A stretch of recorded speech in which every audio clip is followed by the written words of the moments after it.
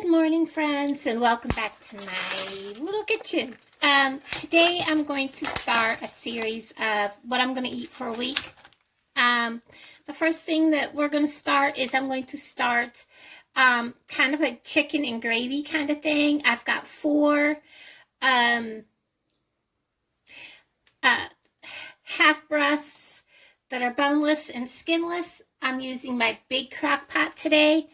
I'm going to set these down inside of my crock pot. We just lay it in the bottom of the crock pot. You can do this with 3 or 4 chicken breasts. Then I'm going to use a can of cream of chicken soup. I prefer Campbell's. This was in my food pantry box probably a month ago. I don't know. I get cream of chicken often. Sometimes it's an off-brand. Sometimes it's Campbell's. And we're just going to put this in there, kind of plop it in different areas. You can take all of the next ingredients for sure and mix them up in a bowl and pour them in. But it doesn't really matter because this all cooks up. And then 2 packets of chicken gravy mix.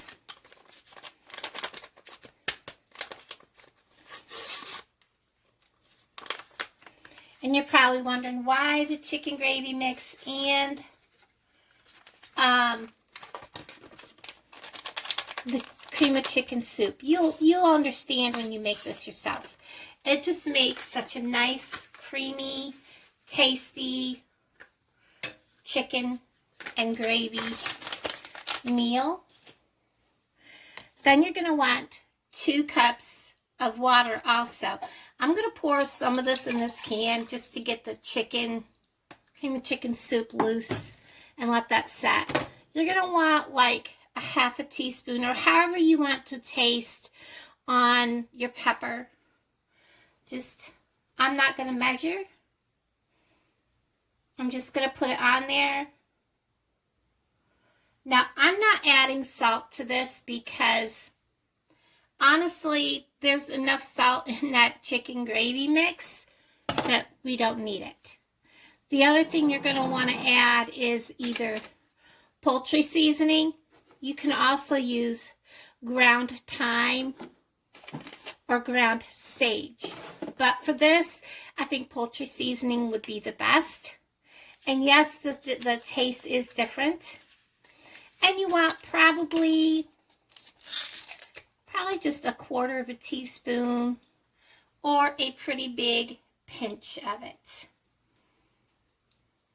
That's probably close to where I want. I very rarely measure when it comes to seasonings and spices. I love the taste of poultry seasoning, sage, and thyme. So that's just my preference. And then I'm going to give this water in here a stir so I can get all my soup out of my can.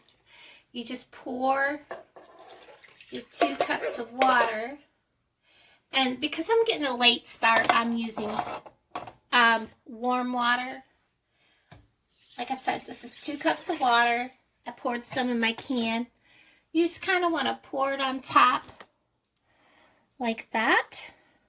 And I'm just going to kind of give this all a mash down in there a little bit. I got a late start on this. It's probably about 8 o'clock.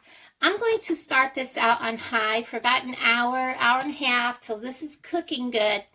And then I'm going to turn it down and let it cook so that it gets about 6 hours of cooking time.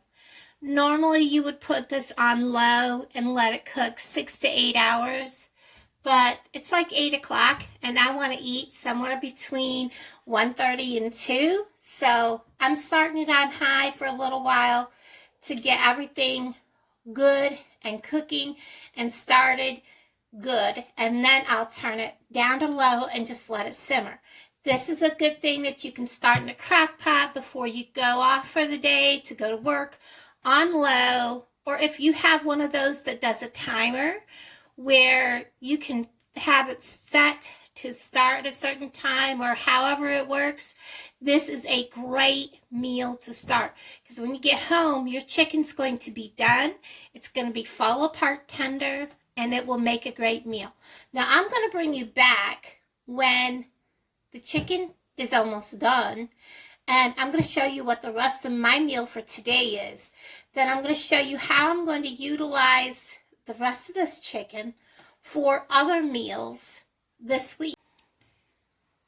Okay, everybody, so for my next part of my meal for today with the chicken and gravy that I'm making, I have been wanting some stuffing, and I very rarely eat it out of the box, so I'm just making some homemade stuffing, and I'm not making a very big batch. It's just me, but I do like it. I like it warmed up, so I am going to take 2, 4, 6, 8 slices. I do have my little bitty pan all buttered. I have already cut up some onion, not a whole lot, and I am using ground sage in my stuffing. And of course, salt and pepper, and butter and hot water. Very simple. Okay, like I said, I don't really measure. I'm going to put in here like, I don't know, this is probably like half a stick of margarine that I'm putting in. And then this is about a handful of diced onions, probably about a quarter of a large onion, if even that. I'm going to go ahead and put in plenty of pepper and salt. And again, I'm using ground sage.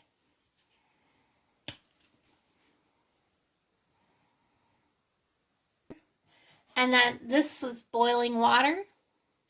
We're just going to pour it right over the margarine so the margarine starts to melt. And I'm going to pour it in a little at a time.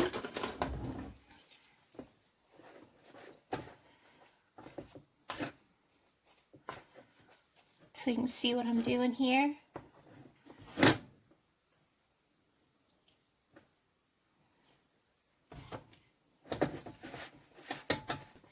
And I'm going to say, just from knowing that I was having problems getting the sage to come out, and I like sage, so I'm going to sprinkle, come on, just a little more in there, and go ahead and stir. If you add too much water, this is going to mush. So see, after stirring, it looks pretty good. I am going to take a taste. That is kind of bland. I'm going to add a little more pepper. I'm not going to add any more salt though. And goodness, that should be plenty. Go ahead, put this in my pan, and this goes in the oven for about half an hour for this little bitty pan. It's not much. These potatoes that I got from the food pantry, they need to be used up. So I am making homemade mashed potatoes. I'm going to go ahead, cut this up into smaller chunks. Get rid of any bad spots. And rinse these off and put them on to boil. And I'll bring you back when I start to mash them. Okay, everybody, my potatoes are cooked. The pan's hot. I just took it out of the oven. And this is also done. The end of this to butter my pan over there with probably about, I don't know, half a stick. You can use milk, evaporated milk, heavy cream if you want, whatever you would like. It doesn't take much. And if you really want to mash your potatoes with a, I don't know what you call it, you know, a beater, that's fine. You do you. I have this. I'm not getting a beater out just for a few potatoes. And I did put some onions in my potatoes. I have pulled off a smaller piece out of here. And you can see how tender this is. It is just literally falling apart when you try to pick it up. So that's what you want to see. And I'll go ahead and do this, and then I'm going to fix my plate. So here is my chicken on my plate. And then I'm going to simply add some of my dressing.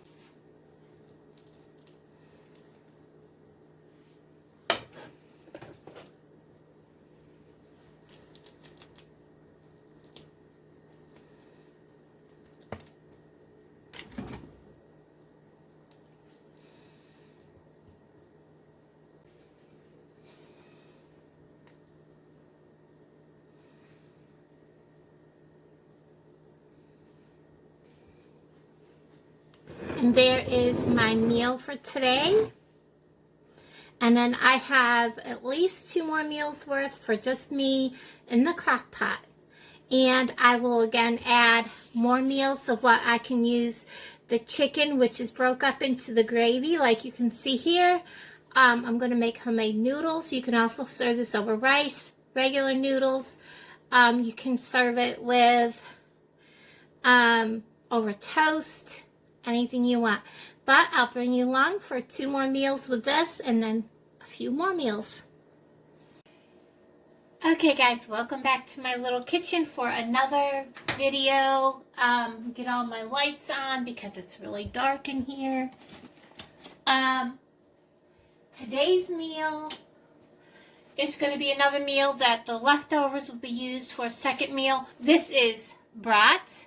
These are made right here in Bates County. This is McBee's Brats. They are the best, hands down. I'll tell you, you can say, oh, Johnsonville's is the best. No, these are great. There's a catch to cooking brats, guys. Slow and low. You don't want your heat too hot. They're best cooked outdoors, but if you're going to cook them inside, keep your heat down. I did ask for just 2 out of a package. These are fresh made every day. I got pineapple and jalapeno. Like I said, these are fresh made. I'm going to heat my pan while I talk to you about these. McBee's makes their own brats. They are famous for their brats. They have a store in Passaic and a store in, why do I keep wanting to call it Amsterdam. That's where they started, was in Amsterdam. And they used to ship all over. But after, they can't guarantee them to get there without the packaging melting and your brats being spoiled. You don't want to ever pop the skin while they're cooking. You want that to remain the way it is. You want to retain juices inside of your brat. My butter's melting. I'm going to lay them both in there. Like I said, these are fresh made. They make brats like every day there. This package cost me with tax It was $4.13 with tax. I believe it was $4.22 or $4.32 or something like that.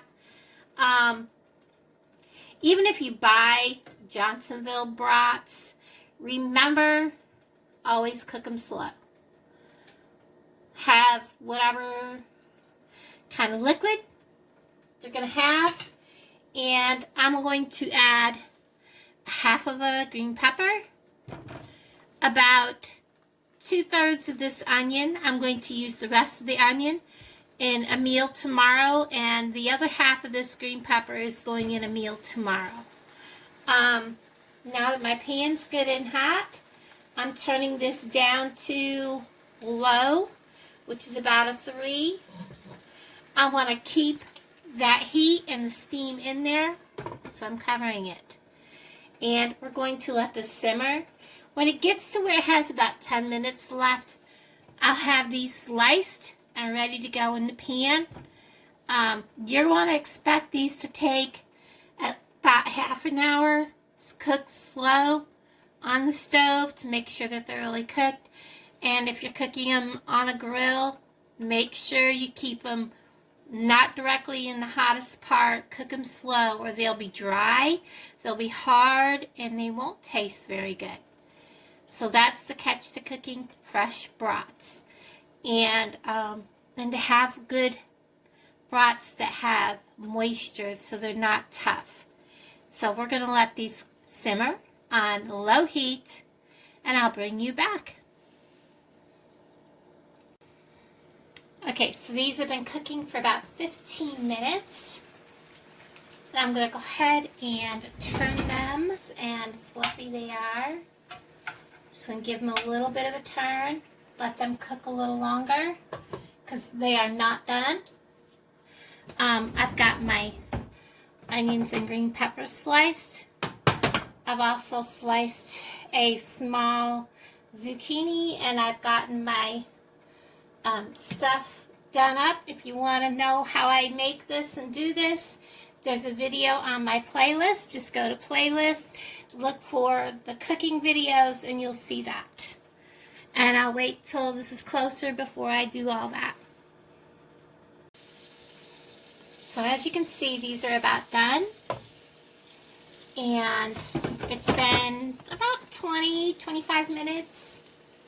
I'm going to go ahead and just load this pan up with my onions and green peppers. And I did put some extra butter in here.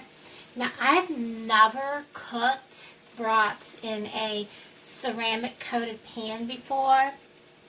And I think the next time I do this, I'll use a regular pan. Because it kind of like scorched the butter. So, I don't know. I've never done it in a ceramic coated pan. But they cooked really well. They didn't burn, but it scorched the butter. So I did have to take a paper towel and wipe the scorched butter right out, which it's ceramic coated, so it's wiped right out.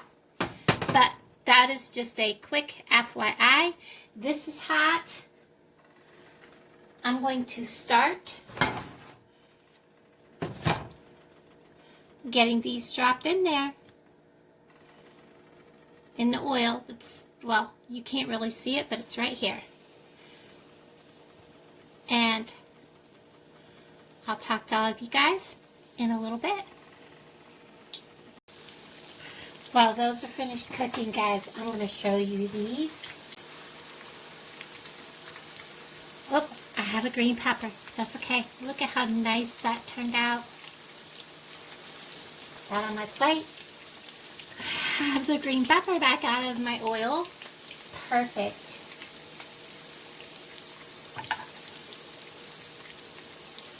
Now the leftover onions, green peppers, and brat is actually going to be a meal that's going to be Friday's meal. Okay guys, I hope you can see this okay. I'm going to go ahead. Those are finished cooking. I'm going to slice into, now remember, I did not poke a hole into this. Look at how moist that is. And I'm going to go ahead and take a slice of this and give it a try.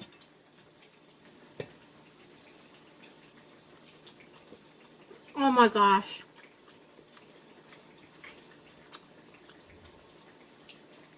McBee's Brats never fails, guys. They have all kinds of flavors. And then this is my other part of my meal.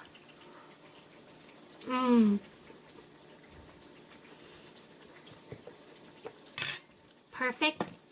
And of course, I'm having today one of these. Now it's in my glass. Everybody, I hope you have a most wonderful day. And I'll bring you guys back with another meal. Bye, guys. Okay, guys, welcome back to another version of cooking in my little bitty kitchen. This meal is, I'm making just a salad to go with this. It's the rotellini, well, spiral noodles.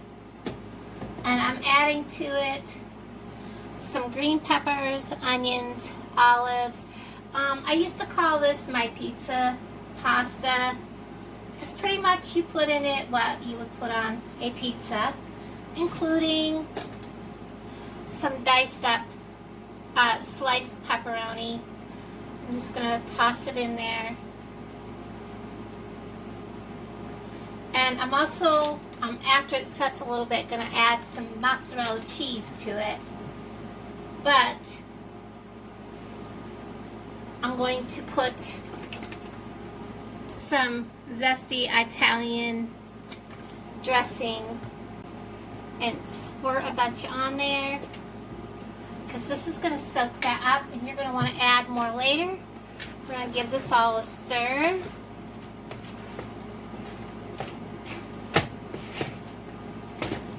And I'm making just a tiny salad.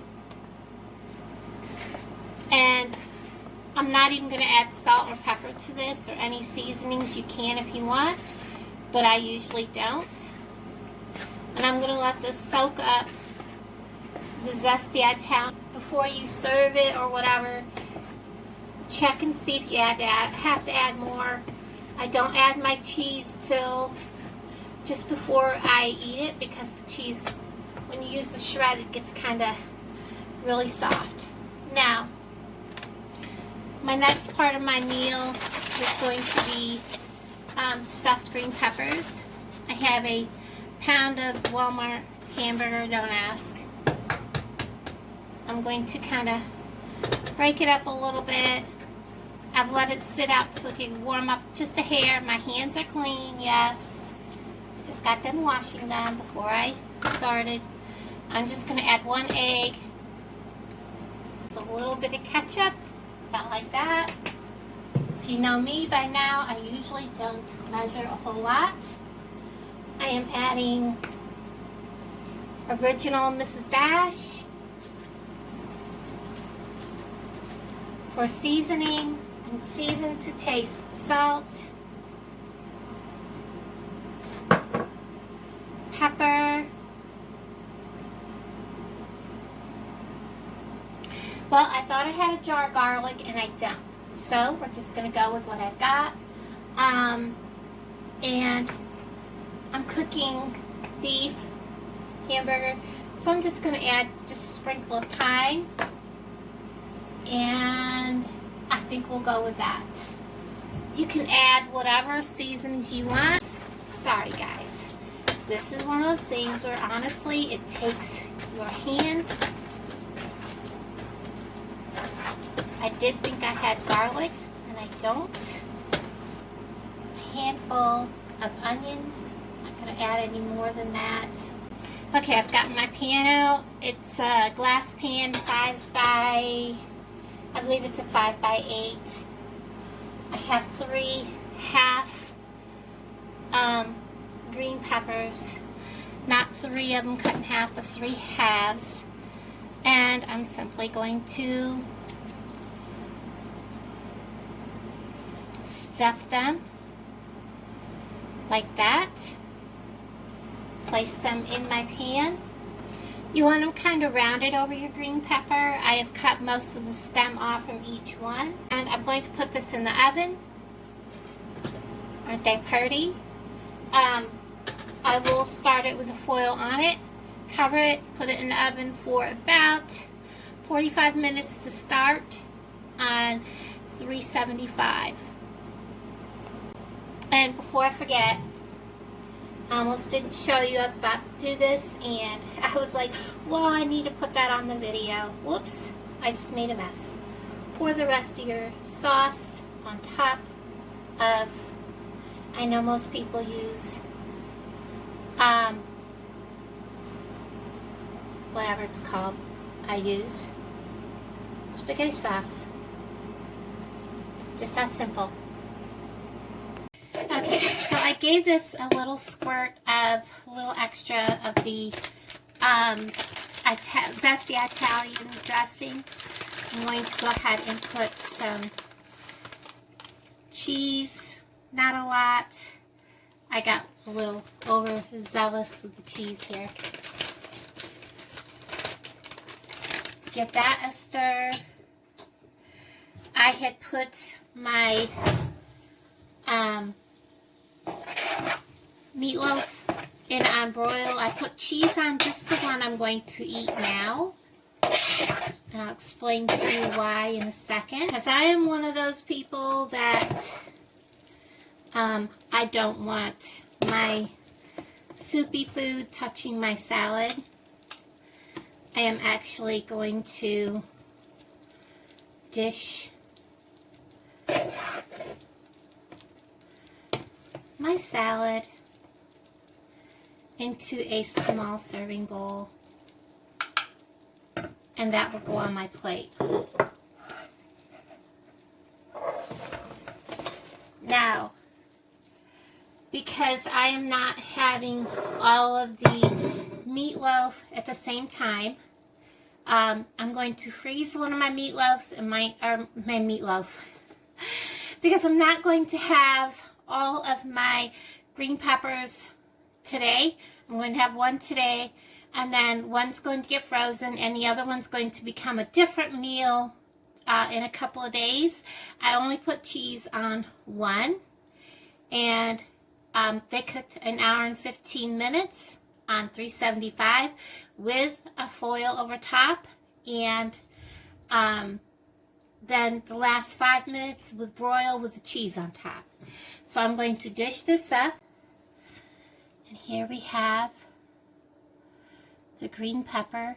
And when you go to eat this, remember that you have a stem that you have to take off your green pepper still. And I'm going to let that sit, and then I'm going to take and collect the juice off this. So here is my dinner today. I probably won't even eat all of that green pepper because there is so much meat in it, because it is solid meat. It is not filled with a bunch of fillers, which we really don't need in our diet to begin with. And then I have my pizza salad on the side. Really delicious meal. I'm going to do this one-handed. So let's see. Oh my gosh, talk about super tender, guys. And this is going to be hot, so no, I am not taking a bite. Look at how tender that is. Look at how hot that is. Oh my goodness. And no, I'm not going to take a bite of that, because that is burn your mouth completely to pieces. I'm going to let that cool. That is my one meal of the day, because I only eat one meal of the day, guys. Thanks for watching this little segment. I'll talk to all of you guys later. To use up the remainder of my brats and green peppers and onions, which have been in the refrigerator, I have sliced and cleaned some of the potatoes. Now I'm going to go ahead and drizzle about a tablespoon of, this is soybean oil and extra virgin olive oil from the Dollar Tree. I'm just going to kind of swirl that around in my pan.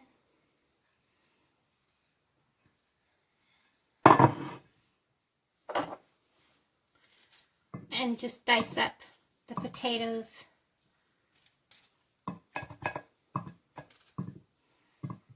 Into a thin layer in the pan. I'm going to put this in the oven on about 375 for, well, till they're almost tender. Then I will add the meat, which I'll cut up, and the onions. And just as they're done, I will put some cheese over top of it, put it back in, and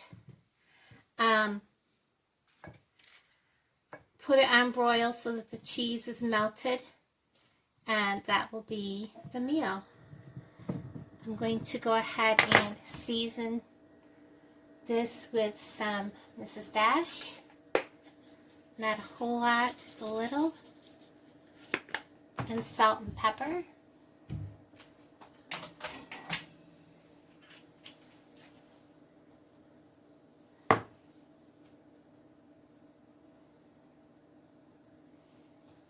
I will also put some butter in here. And I'll cover this with foil and cook it again like 375. And this will be another meal from what I've had this week.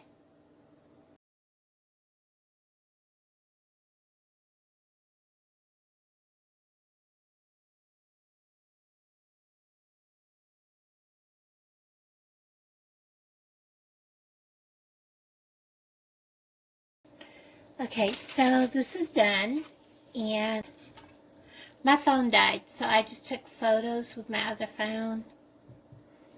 It is just a hodgepodge of potatoes, brats, Big B's brat cut up with my leftover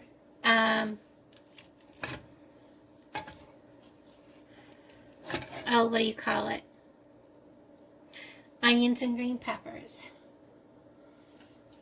All put on a plate. That's all it is.